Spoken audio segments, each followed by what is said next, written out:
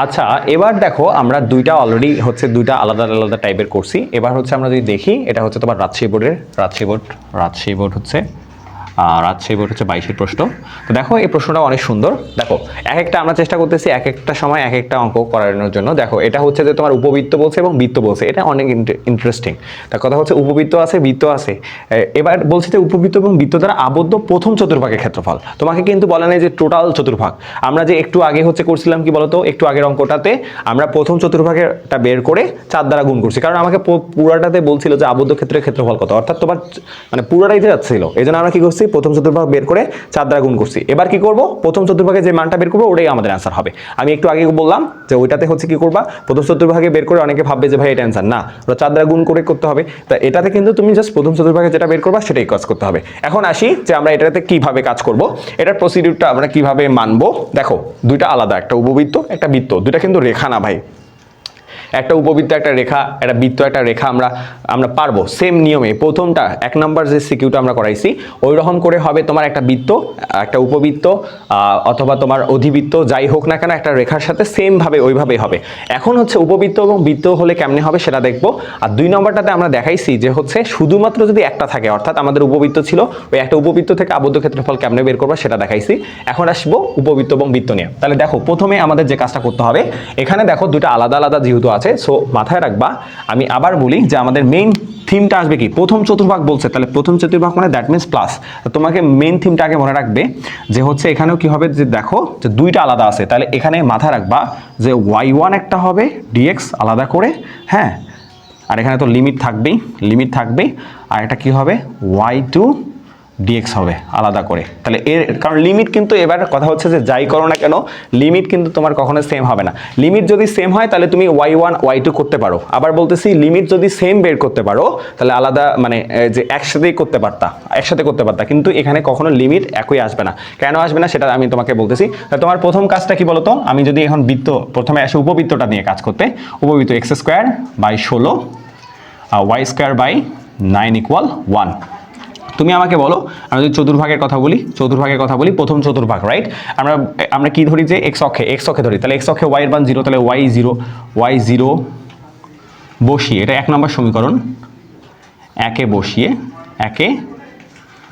তাহলে একে যদি বসাও তাহলে কি হবে, x²/16 = 1, রাইট? তাহলে x² মানে হচ্ছে 16, আর তাহলে x এর মান কি হবে +-4।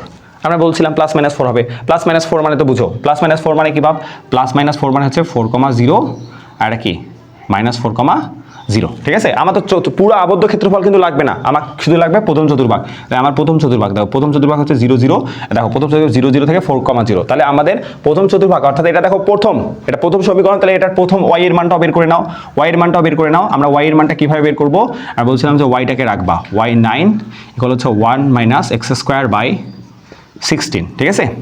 তাহলে এখন আসি যে আমরা যে কাজটা করব, একেবারে যদি সুন্দরভাবে করতে চাও লসাগুটা করে ফেলবা 16, তাহলে 16 - x², ঠিক আছে? এখন আসি y² ইকুয়াল, তাহলে 9 হচ্ছে কি করবা, এটা 16 ছিল, তাহলে 9 ভাগ হচ্ছে 16 আর হচ্ছে √16 - x², রাইট? এরকম। তাহলে y এর মানটা কত হবে, y এর মানটা অবশ্যই +-9কে রুট করলে হচ্ছে 3 হয়, 16কে রুট করলে 4 হয়, আর এটা ভিতরে হচ্ছে 16 - x² থাকবে। আর y এর মানটা এটা আসছে, এটা কার ক্ষেত্রে, y1, এটা কিন্তু আবার ভালো করে মনে রাখবা, এটা উপবৃত্ত, এটা প্রথমে আছে, যেটা প্রথমে থাকে সেটা y1 ধরতে হয়। দেখো আমি কি করব, আবার বলি, দুটো আলাদা আলাদা আছে, প্রত্যেকটার আলাদা আলাদা করে লিমিট বের করতে হবে, আলাদা আলাদা করে y1 বের করতে হবে। এটার y মান যেটা বের করবা সেটাই হচ্ছে তোমার y1, আর লিমিট তো আমরা হচ্ছে বের করলাম মোটামুটি। তা প্রথম চতুর্ভাগ বলছে, বারবার মনে রাখবা প্রথম চতুর্ভাগ বলছে, তাহলে এখানে তোমার কিন্তু +-4 আসছে, +-4 মানে হচ্ছে -4 থেকে +4, কিন্তু প্রথম চতুর্ভাগ হওয়ার কারণে 0 থেকে 4 হবে, তাহলে দেখো তোমার কাছে y1 কিন্তু রেডি ভাইয়া। দেখো এটা কি হচ্ছে, তাহলে প্রথম চতুর্ভাগ হওয়ার কারণে 0 হচ্ছে, আর এটা কত হচ্ছে বলো তো, এটা আমাদের 4 হচ্ছে, আর y1 এর মানটা তাহলে কি হবে, এটা y1 বুঝলাম, ঠিক আছে? এবার আসি, তাহলে y1 এর মান তোমার এখানে আছে, +- থাকুক সমস্যা নাই, কিন্তু তুমি পজিটিভ মানটাই নিবা। এখন আসি আমাদের হচ্ছে বৃত্তর ক্ষেত্রে আসি, তাহলে বৃত্তটা এইদিকে দেখায় দেই, দেখো x² + 9, x² প্লাস হচ্ছে y² ইকুয়াল হচ্ছে 9। তুমি এখানে প্রথমে কি করবা, এখানেও তুমি প্রথমে যে কাজটা করতে হবে, প্রথমে কাজটা কি ভাব, আগে তুমি লিমিটটা বের করবা, তাহলে আবার তোমাকে কি করতে হবে, y = 0, এটা মনে করো হচ্ছে 2 নম্বর সমীকরণ, 2 নং এ বসাই, 2 নংয়ে বসাই, তাহলে 2 নংয়ে যদি বসাও তাহলে এক্স স্কোয়ার সমান হচ্ছে 9 আসতেছে, অর্থাৎ এক্স এর মান হবে +-3। আমি একটু আগেই বলতেছিলাম দুইটার লিমিট কিন্তু সেম আসবে না ভাইয়া, দুইটার লিমিট সেম আসবে না। এক্স মান হচ্ছে +-3, +-3 মানে কি বৃত্ত যে তুমি আঁকবা, তোমার যে বৃত্তটা আছে এটা -3,0 থেকে +3,0, আর প্রথম চতুর্ভাগ হওয়ার কারণে এটা 0 0, তাহলে তোমার লিমিটটা হয়ে যাচ্ছে এটা কত বলো তো 0, লোয়ার লিমিট 0 আর আপার লিমিট হচ্ছে 3। আই থিঙ্ক সবাই বুঝতে পারছো, যারা ক্লাসটা করতেছো তারা আই থিঙ্ক বুঝতে পারবা। এবার y2 এর ব্যাপারটা আসি, এইখান থেকে y2টা আমরা বের করবো। দেখো y2টা বের করার জন্য কি করতে হবে, normal process, y square 9 - x², তাহলে y এর মান একদম ইজি, +-9 - x²। দেখো তো বাপ চলে আসে, কিন্তু প্লাস মাইনাস দুটাতেই আছে। এই y যেটা বের করলাম ভাইয়া এটাই হচ্ছে তোমার y2, বুঝছো? এখন কথা হচ্ছে যেটা প্রথমে থাকবে সেটা y1 আর যেটা পরে থাকবে সেটা হচ্ছে y2।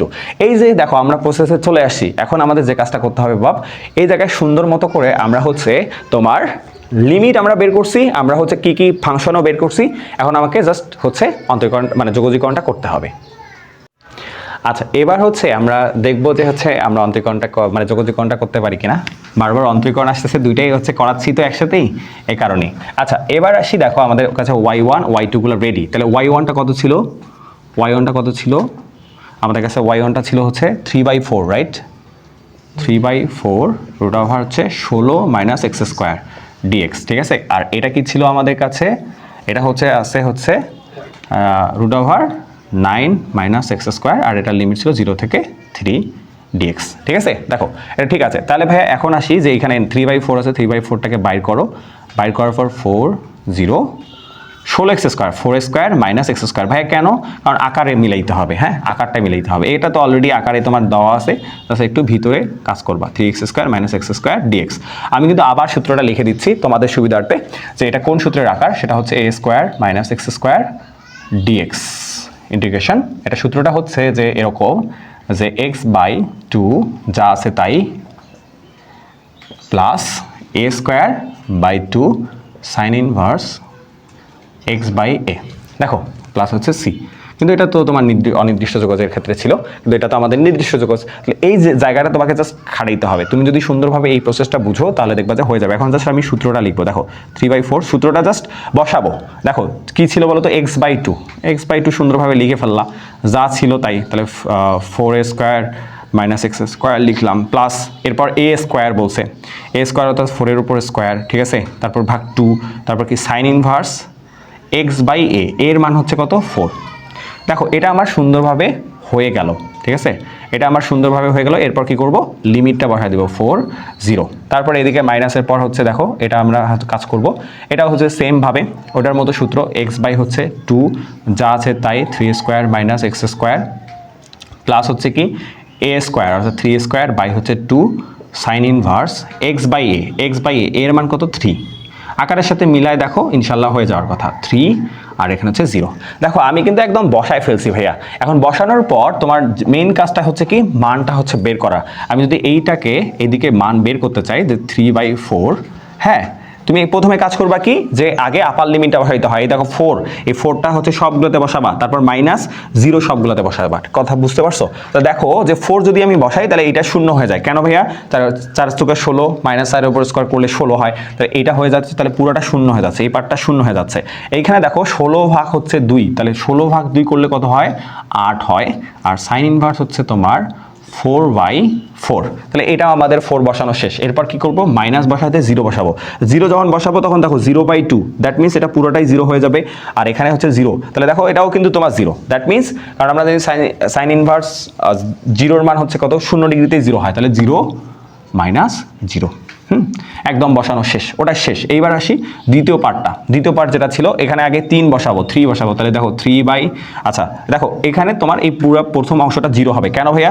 3 যদি বসাও তাহলে এই দেখো 3 এর উপর স্কোয়ার 9, 3 এর স্কোয়ার 9, 3 এর উপর স্কোয়ার 9, তাহলে 9 - 9 মানে 0, তাহলে অর্থাৎ এই পোর্শনটা হচ্ছে তোমার 3 বসলে 0 হয়ে যাবে, প্লাস 9/2 সাইন ইনভার্স 3/3, হ্যাঁ। আর 0 বসানোর পর হবে কি, এই অংশটাও তোমার 0 অংশ বসালে এই 0/2 এর কারণে এটাও অংশ 0 হবে, আর সাইন ইনভার্স 0-র মান হচ্ছে 0 ডিগ্রি, এই জন্য -0 একদম। তাহলে এবার আসি, দেখো আমাদের কি হচ্ছে 3/4, আর এখানে একটা মান তাহলে 8, আর সাইন ইনভার্স 4/4 মানে কি 1, সাইন ইনভার্স 1 কখন হয় বলো তো বাপ, সাইন ইনভার্স 1 কখন হয় 90 ডিগ্রিতে, অর্থাৎ π/2 মাইনাস এখানে দেখো তো একটা মানেই হচ্ছে 9/2 আর হচ্ছে সাইন ইনভার্স 1 অর্থাৎ হচ্ছে π/2। এখানে আমরা যদি পুরোটা কাজ করি তাহলে দেখতে পাবা কত হচ্ছে 4 3 হচ্ছে 12 পাই ভাগ হচ্ছে 4 আর হচ্ছে 9π/4, তাহলে কি হচ্ছে 12 পাই থেকে হচ্ছে 9 পাই বাদ দিলে 4 লসাগু, তাহলে হচ্ছে কত 3π/4 বর্গ একক। হ্যাঁ, অঙ্ক বড় হলেও কিন্তু বুঝে বুঝে করা যায়, আমরা কিন্তু সুন্দরভাবে চেষ্টা করছি বুঝে বুঝে করানোর। অ্যাকচুয়ালি হচ্ছে কি ক্ষেত্রফলের অঙ্কের হচ্ছে কয়েকটা স্টেপ থাকে, স্টেপগুলো ভালো করে বুঝতে হবে। আমি আবার বলতেছি, দেখো আমরা যখন প্রথম অঙ্কটা করছিলাম সেটা একটু চিন্তা করবা, দ্বিতীয় অঙ্কটা চিন্তা করবা, তৃতীয় অঙ্ক যেটা করলাম সেটা চিন্তা করবা, তিনটা কিন্তু ভিন্ন ভিন্ন টাইপের অঙ্ক ছিল। আই থিঙ্ক এগুলো করলে তুমি অন্তত যে বাকি যে অঙ্কগুলো আছে ইনশাল্লাহ করতে পারবা।